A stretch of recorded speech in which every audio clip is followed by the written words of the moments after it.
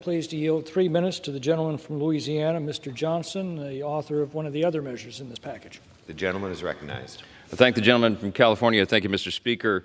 There's been so much misinformation here on the floor today. I think we've got to set the facts straight here. Look, it's clear that providing refuge for individuals fleeing persecution has been a central tenet of U.S. immigration law for decades. The asylum process itself is a testament to America's history as a beacon of hope, freedom, and opportunity for millions around the world. But here's the deal.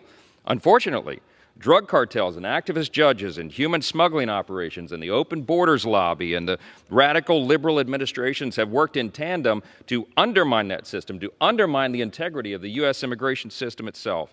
And in the process, they've weakened protections for those who are truly seeking a safe haven from persecution by forcing them into a years-long line in immigration court. Look, we all agree that the current asylum system is in desperate need of repair, and the Secure the Border Act provides the necessary tools to fix it. We're hearing all kinds of fear-mongering today from the other side. It's not a surprise.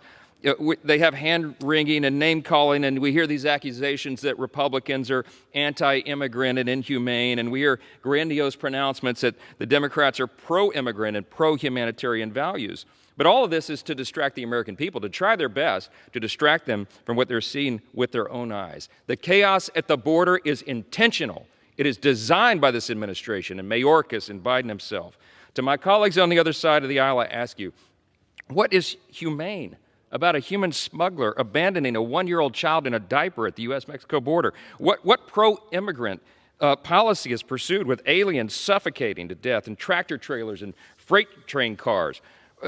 What are the humanitarian principles behind policies that encourage child trafficking, sexual exploitation, and violence directed towards some of society's most vulnerable people? If you're going to be pro-immigrant and support humanitarian values, you have to fix these problems, and that's what we're trying to do here today.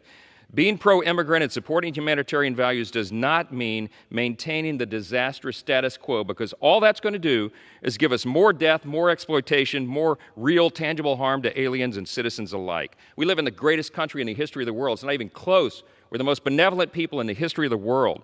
We have a rich history of our asylum program, protecting people who need it, but we have to fix this. These frivolous asylum claims are creating backlogs in the court. I drafted the Asylum Reform and Border Protection Act. It's a big chunk of this immigration package today. We're trying to fix this so that we can do our duty as the humanitarian people that we are. Our bill necessarily codifies key terms. It makes uniform interpretations regardless of geography, and it reserves asylum for the people who truly need it.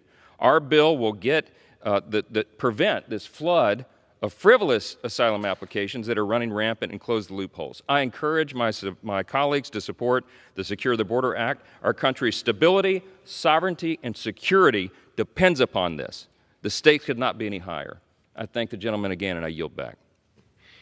Thank you. The gentleman from California reserves, and the members